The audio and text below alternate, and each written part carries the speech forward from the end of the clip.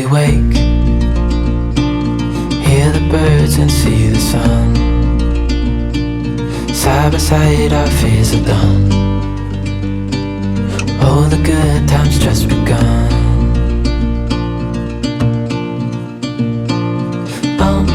We know what we have, let's hold on tight. Found what we're looking for in life. Call us crazy, but things are finally right. With you and I, the future is bright. Oh, you and I, we got it. Hello everyone ને આજે છે શનિવાર, તો બસ હું આવી ગઈ ઘરમાં. એકદમ શાંતિ છે અત્યારે. તો હું અને મમ્મી બી જાગી ગયા છીએ અત્યારે. તો મમ્મી પૂજા કરે છે અને હું આવી ગઈ નીચે, કારણ કે અત્યારે એકદમ શાંતિ છે. થોડીક વાર હું બેઠી, પહેલાં ઘરમાં આટલી શાંતિને કોક જ વખત મળતી હોય. નિશા સૂતી છે, દેવાન સૂતો છે, એટલે એકદમ આમ ઘરમાં શાંતિ લાગે છે અત્યારે. હમણાં જેવા બે ઉઠશે ને પાછા એકદમ રમવાનું ચાલુ. તો બસ હવે હું ચા મૂકીશ અને કંઈક નાસ્તો બનાવશું. શું નાસ્તો બનાવીશ તમને વિડીયોમાં તો જરૂરથી ને દેખાડીશ. કોઈની રેસીપી જોતી હોય કે વસ્તુ તો જરૂરથી તમે મને કમેન્ટ કરી શકો છો. હજી સુધી તમે લોકોએ મારી ચેનલને સબસ્ક્રાઈબ ન કરી હોય તો સબસ્ક્રાઈબ કરી લેજો, અને ઇન્સ્ટાગ્રામમાં પણ ફોલો કરવાનું બિલકુલ પણ ના ભૂલતા. સૌથી પહેલાં તો હું ચા મૂકીશ, અને ચા હંમેશા હું સ્લાઇટ એવું થોડુંક જ પાણી નાખીને ચા, પછી ખાંડ, ફુદીનો, આદું બધું જ એકદમ સરસ રીતના હું નાખીને બનાવતી હોઉં છું. ગમે તે ઋતુ હોય પણ ફુદીનો અને આદું તો નાખતી જ હોઉં છું. ઉનાળો હોય તો થોડુંક ઓછું નાખું, પણ હંમેશા યુઝ તો કરતી જ હોઉં છું. અને હું જે ચા બનાવું ને એ ઓલમોસ્ટ કંઈ ના કંઈ 15 મિનિટ તો ઉકળતી જ હોય છે. એકદમ સરસ બની જતી હોય છે. અને હું ચા માટે તો હોલ મિલ્કનો જ યુઝ કરતી હોઉં છું.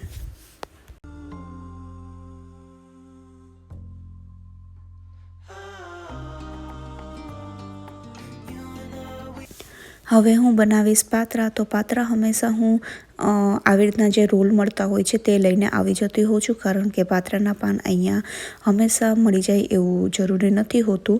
તો આવી રીતના જો રોલ એના તૈયાર હોય ને તો એકદમ ઝડપથી ને બની જતા હોય છે. તો આ જે રોલ આવે ને તે ફ્રોઝન સેક્શનમાં આરામથી મળી જતા હોય છે. તો મેં આની પહેલાં તમારા લોકોની હારે ઇન્ડિયન ગ્રોસરીનો વિડીયો શેર કર્યો હતો, ત્યારે મેં દેખાડ્યા હતા કે હું પાત્રા લઈને આવતી હોઉં છું તે. તો એને આવી રીતના આપણે કટ કરી લેવાના. થોડીક વાર એને 4 મિનિટ માટે માઇક્રો કરી લેવાના, કારણ કે તે ફ્રોઝન હોય એટલે. તો કટ કરી લેશું એને, અને પછી એનું કરશું આપણે સરસ મજાનો વઘાર.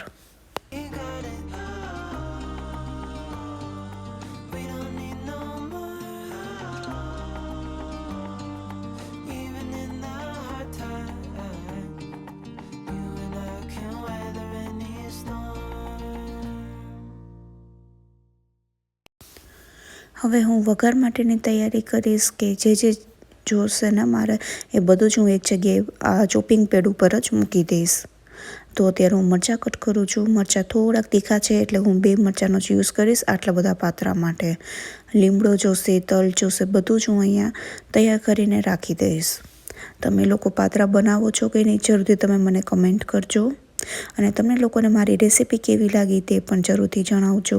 અને હજી સુધી તમે લોકોએ મારી ચેનલને સબસ્ક્રાઈબ ન કરી હોય તો ઝડપથી સબસ્ક્રાઈબ પણ કરી લેજો.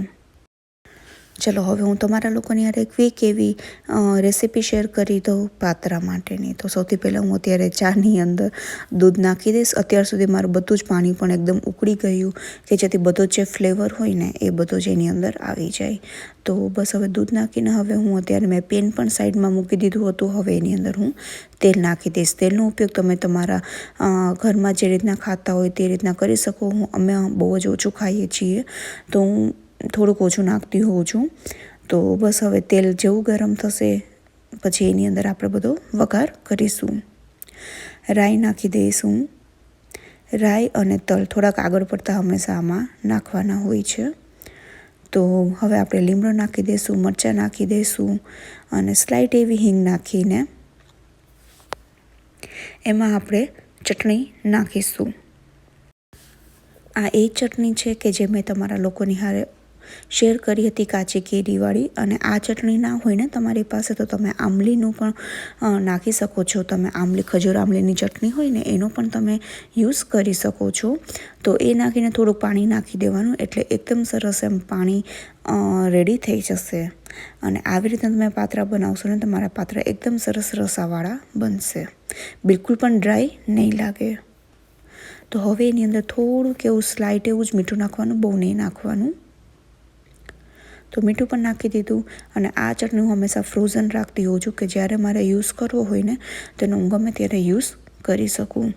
તો પાણી હવે ઉકળવાની આપણે વેઇટ કરીશું. સરસ મજાનું પાણી ઉકળી જાય ને પછી જ આપણે એની અંદર બધા પાત્રાને એડ કરીશું. તો ધીમે ધીમે પાત્રાને એડ કરતા જશું. ધ્યાન રાખવાનું, નહીં તો ઘણી વખત બહુ આપણે સ્પીડમાં નાખી દઈએ ને તો બધું જે પાણી ઉકળતું હોય ને તે આપણા ઉપર ઉડી શકે. તો બસ આવી રીતના ધીમે ધીમે પાત્રાને એડ કરતા જશું અને પછી એને સરસ મજાનું મિક્સ કરી લેશું. તમે લોકો સવારે હેલ્ધી નાસ્તામાં શું બનાવો છો તે પણ જરૂરથી જણાવજો. અને અમારા ઘરે મોસ્ટ ઓફ પૌવા, પાત્રા, થેપલા, પરોઠા એવી રીતના બનતું હોય છે, પણ રેગ્યુલર નથી બનાવતા. જ્યારે કોઈ આવે ત્યારે જ બનાવીએ છીએ. બાકી તો મોસ્ટ ઓફ અમે ખાખરાને એવું ખાઈ લેતા હોઈએ છીએ. કારણ કે હવે બધાને વર્ક ફ્રોમ હોમ થઈ ગયું છે, તો સવારનો અમે એકદમ હેવી નાસ્તો નથી કરતા. હવે એકદમ સરસ રીતના એને મિક્સ કરી નાખ્યું છે. ટ્રાય એટલી તમે કરી શકો કે તે બહુ બ્રેક ના થાય. હવે એની અંદર આપણે કોથમીર નાખી દઈશું. કોથમીર વિના તો પાત્રા હંમેશા અધૂરા જ હોય. અને તમારી પાસે ફ્રેશ કોકોનટ હોય ને તો એ પણ તમે અહીંયા યુઝ કરી શકો છો. જોઈ શકો છો કે કેવા સરસ મજાના પાત્રા રેડી થઈ ગયા છે. અને હવે એને હું લીલી ચટણીની હારે સર્વ કરીશ. અને મેં એને કેસરોલમાં કાઢી લીધા છે કે જેથી તે થોડાક ગરમ જ રહે.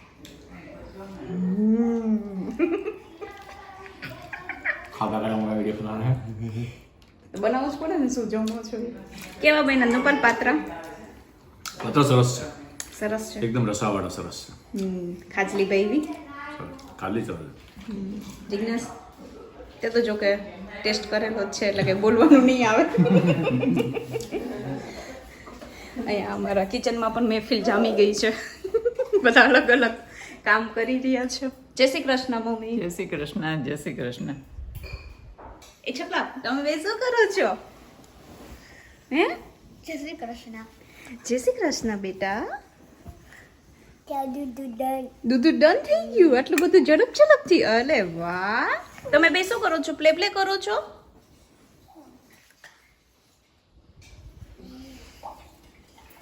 ભાભી અહીંયા દૂધ બનાવી રહ્યા છે. સવારનો ચા નાસ્તો અને બધું રેગ્યુલર કામ પતાવીને અમે લોકો અત્યારે જઈ રહ્યા છીએ સ્વામિનારાયણ મંદિર. મેં તમારા લોકોની હારે શેર કરી છે. અહીંયાનું સ્વામિનારાયણ મંદિર ખૂબ જ સરસ છે અને ત્યાં ખૂબ જ સરસ મજાનું ફૂડ પણ મળે છે. તો અમારું લંચ અત્યારે અહીંયા જ હતું. તો બસ અત્યારે અમે બધા હવે લંચ એન્જોય કરીશું. કેવો લાગ્યો તમને લોકોને મારો વિડીયો જરૂરથી કહેજો. અને હજી તમારે લોકોને કેવા વિડીયો જોવા છે તે પણ કહેજો. આઈ રિયલી હોપ કે તમને લોકોને મારો વિડીયો ગમ્યો હશે. જો થોડો પણ ગમ્યો હોય તો please do like, share and subscribe to my channel. હું જ આવીશ એક આવા નવા સરસ મજાના વિડીયોની હારે. ત્યાં સુધી bye bye and take care.